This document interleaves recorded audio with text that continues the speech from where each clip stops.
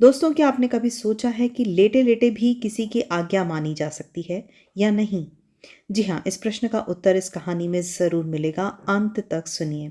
Hello and welcome to कहानियों का पिटारा bye Anju में फ्रेंड्स हम बात कर रहे हैं अकबर और बीरबल की कहानियों की और इसी कड़ी में आज की कहानी है खाने के बाद लेटना। तो चलिए शुरू करते हैं। किसी समय बीरबल ने अकबर को एक कहावत सुनाई थी कि खाकर लेट जा और मार कर भाग जा। ये सयाने लोगों की पहचान है। जो लोग ऐसा करते हैं उन्हें जिंदगी में किसी भी प्रकार का दुख नहीं उठाना पड़ता। एक दिन बादशाह अकबर को अचानक ही बीरबल की ये कहावत याद आ गई। दोपहर का समय था। उन्होंने सोचा बीरबल अवश्य ही खाना खाने के बाद लेटने जा रहे होंगे। आज हम उनकी इस बात को गलत सिद्ध कर देंगे। और उन्होंने तुरंत ही एक नौकर को अपने पास बुलाकर पूरी बात समझाई और बीरबल के पास भेज दिया। नौकर ने अकबर का आदेश बीरबल को सुना दिया।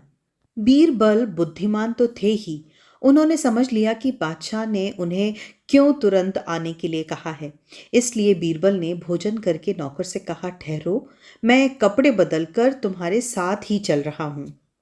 उस दिन बीरबल ने पहनने के लिए चुस्त पजामा चुना। पजामे को पहनने के लिए वे कुछ देर के लिए बिस्तर पर लेट गए। पजामा पहनने के बहाने वे काफी देर तक बिस्तर पर लेटे रहे। फिर नौकर के साथ चल दिए। जब बीरबल दरबार में पहुंचे तो अकबर ने कहा, कहो बीरबल, खाना खाने के बाद आज भी लेटे या नहीं? बिल्कुल लेटा था जहांपना। बीरबल की बात सुनकर अकबर ने क्रोधित स्वर में कहा, इसका मतलब तुमने हमारे हुक्म की अवहेलना की। हम तुम्हें हुक्म उदूली करने की सजा देंगे।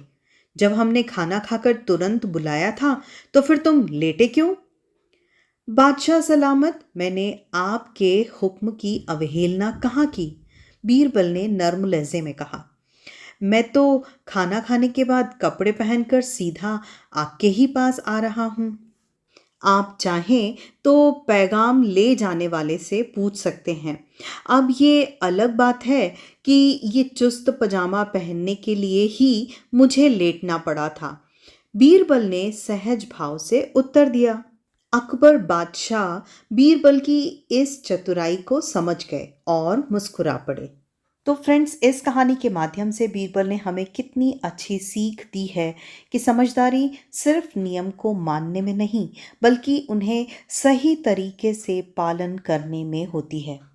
बीरबल हमें हर कहानी में ये समझाते हैं कि कोई भी समस्या सहजता से और समझदारी से हल की जा सकती है।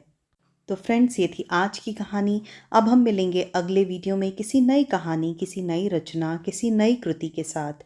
तब तक के लिए आप अपना बहुत ख्याल रखिए। इस वीडियो को लाइक कीजिए, चैनल को सब्सक्राइब कीजिए और अपने कमेंट्स में हमें ज़रूर बताइए कि ये कहानियाँ आपको कैसी लग रही हैं और ये कहानियाँ आप कहाँ से सुन रहे हैं। So friends, thank you, thanks for listening and stay connected.